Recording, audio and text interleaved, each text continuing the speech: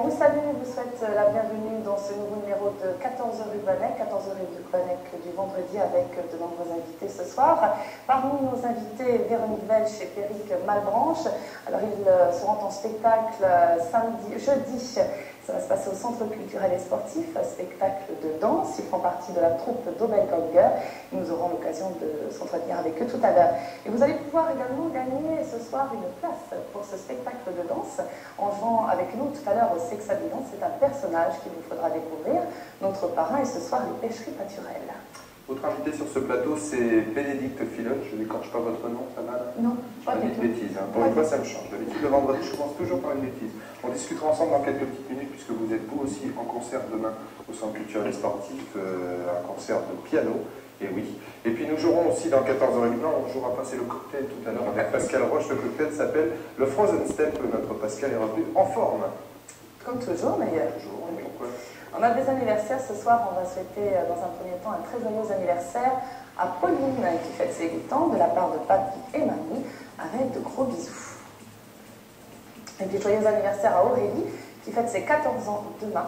Grosse bise de la part de toute sa famille. Un joyeux anniversaire à David. Après 22 ans, tu n'as pas vraiment changé. Joyeux anniversaire de la part de tes parents et de ton neveu Logan. Et enfin, pour terminer, un joyeux anniversaire à Yvette. Ma copine Yvette, c'est de la part de ton mari Yvette, de tes enfants, de tes petits-enfants, de Émile et de Denise, aussi de tes amis. Ce sont de gros bisous.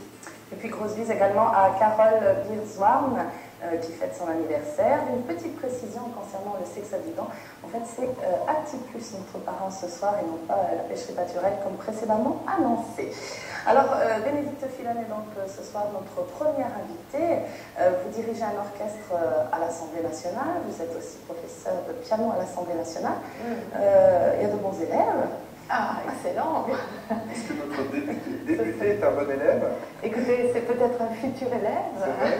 Il ne prend pas de cours de piano encore? Pas encore. C'est un petit peu par son biais que vous êtes venu. Tout à fait. C'est même tout à fait par son biais, car nous nous sommes rencontrés à l'Assemblée nationale et il m'a conseillé de poser ma candidature pour venir jouer chez vous, pour mon plus grand bonheur. En tout cas, on ignorait qu'il y avait des professeurs de piano à l'Assemblée nationale. Ça existe depuis longtemps. C'est-à-dire, il n'y a pas des professeurs, il y en a un seul, c'est moi. D'accord. Et ça existe, je crois que dans le passé, il y a eu des professeurs, effectivement, les gens de l'Assemblée nationale peuvent bénéficier d'activités comme dans d'autres endroits. Oui, il y a d'autres activités proposées. Tout à fait, oui, beaucoup d'activités. D'accord. Donc, on va parler un petit peu de votre parcours jusqu'à présent. Vous avez commencé à jouer du piano à quel âge? Écoutez, à 8 ans et demi, ce qui n'est pas très tôt, parce que vous savez bien qu'il y a des gens qui commencent à 3 ans, peut-être 2 ans, qui donnent leur premier concert. Bon, en tous les cas, 8 ans et demi, et puis ensuite,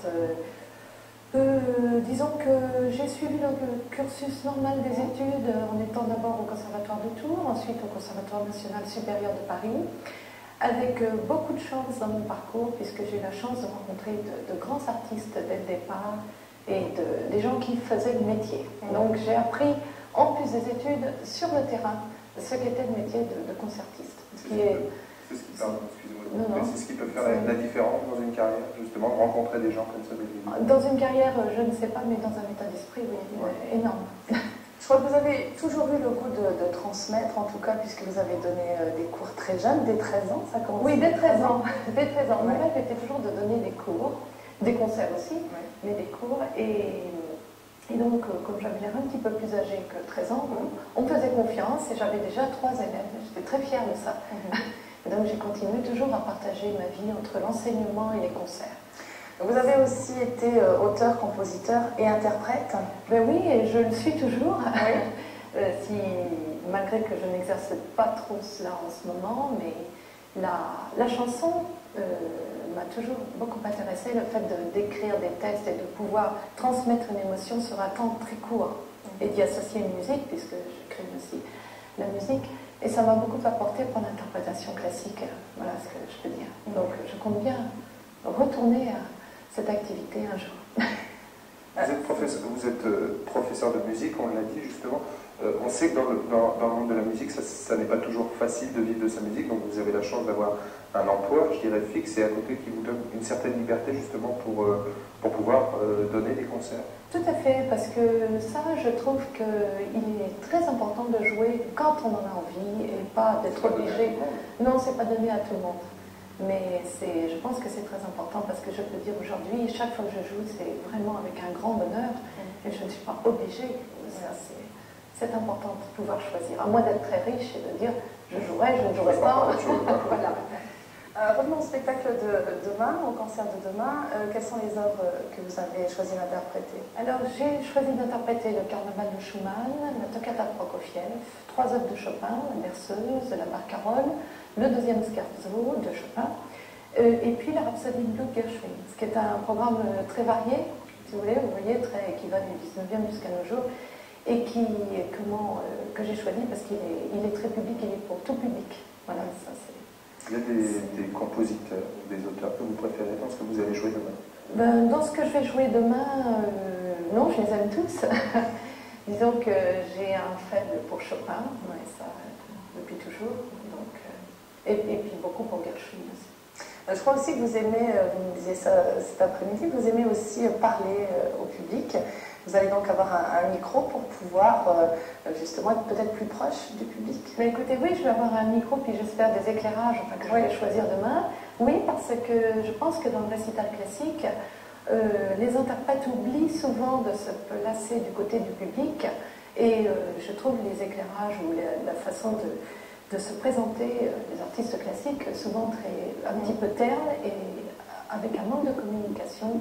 Ça ne suffit pas d'arriver pour jouer, je veux dire, il y a le côté humain aussi qui est très important. On vous remercie en tout cas d'avoir été notre invité ce soir. On donne rendez-vous donc demain à partir de 21h au Centre culturel et sportif. Et puis nous allons tout de suite regarder un extrait du concert de demain. Merci encore. Merci.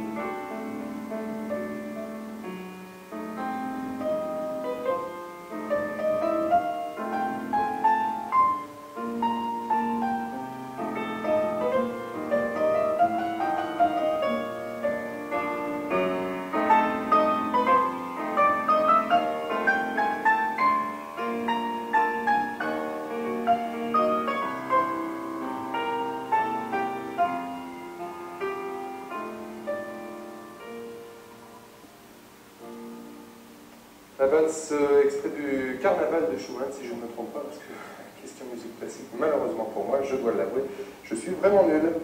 Messieurs, dames, comment allez-vous? Très bien. Très bien. Danseurs et danseuses sur notre plateau, on n'en a pas souvent. Ça nous fait bien plaisir de vous avoir dans 14h rue Blanec. Véronique et